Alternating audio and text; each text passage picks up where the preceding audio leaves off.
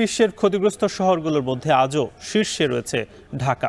আইকিউআরের তথ্য বলছে মানসূচকের সকালে ঢাকার বায়ুর মান ছিল 493, যা খুবই অস্বাস্থ্যকর। সেই খোঁজ রাখছেন সহকর্মী সানি মৃধা।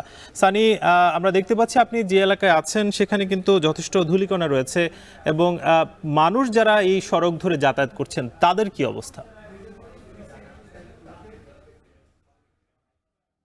সাকিব, আপনাকে বলে রাখি, আপনি হয়তো জানেন যে গত বছরও কিন্তু বায়ু দূষণে ঢাকা ছিল আসলে শীর্ষে।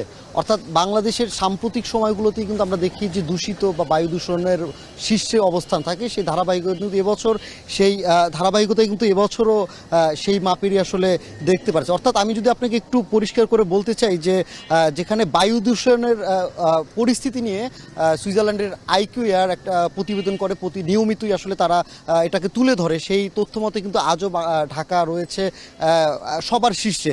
অর্থাৎ যদি বলি যে বায়ু দূষণ যেসব এলাকার স্বাস্থ্যকর মান সেটা হয়তো 50 স্কোর যদি থাকে, সেক্ষেত্রে কিন্তু সেই এলাকার মান স্বাস্থ্যসম্মত ধরা হয়। আর 300-র অধিক থাকলে, অর্থাৎ 300+ যদি বায়ু দূষণের মান থাকে বা বায়ু দূষণের স্কোর থাকে, তাহলে কিন্তু সেসব এলাকাগুলোকে দুর্যোগপূর্ণ এলাকা বলে বিবেচিত হয়। তবে 300-র কাছাকাছি কিন্তু সবসময় ঢাকা থাকে, তবে আজকে কিন্তু সেটা ছাড়িয়ে গেছে।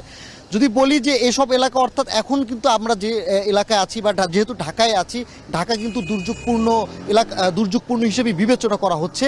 সেক্ষেত্রে কিন্তু সেইভাবে আমরা যদি এখানকার জনসাধারণদের দেখতে পাই, তাদের মুখে কিন্তু সেভাবে মাস্ক নেই। অর্থাৎ বায়ু দূষণের পরিবেশ বিভিন্ন স্বাস্থ্য বিশেষজ্ঞরা কিন্তু মাস্ক ব্যবহারে জোর দেয়। সেক্ষেত্রে কিন্তু আমরা স্বাস্থ্য সচেতনতা বৃদ্ধির সেভাবে কোনো প্রচারও আমরা দেখতে পাই না। একই সাথে কিন্তু এখানে যারা জনসাধারণ আছে তাদের মুখেও কিন্তু কোনো ধরনের মাস্ক নেই।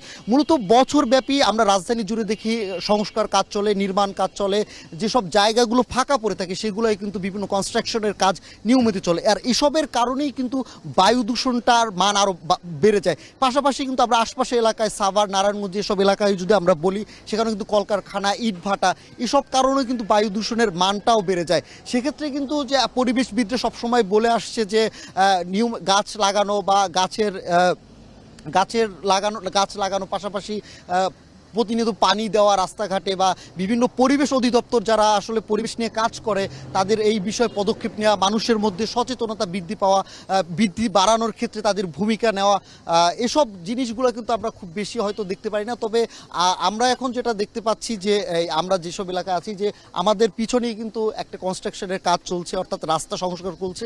এই ধরনের রাস্তা সংস্কার বা সব কিছু কিন্তু সবসময় বছরব্যাপী এটা থেকে থাকে। তবে যদি আমি আপনাকে একটু বলি যে আজকের শুধু রাজধানী, শুধু ঢাকা কেন্দ্রিক যদি বলি, নির্দিষ্ট করে যদি বেশ কিছু জায়গার নাম বলি, যেসব জায়গা অভিজাত এলাকা হিসেবে বিবেচনা করা হয়, গুলশান বা দূতাবাস এলাকাগুলোতেও কিন্তু সেই যে বায়ু দূষণের মান কিন্তু আরও উচ্চতর।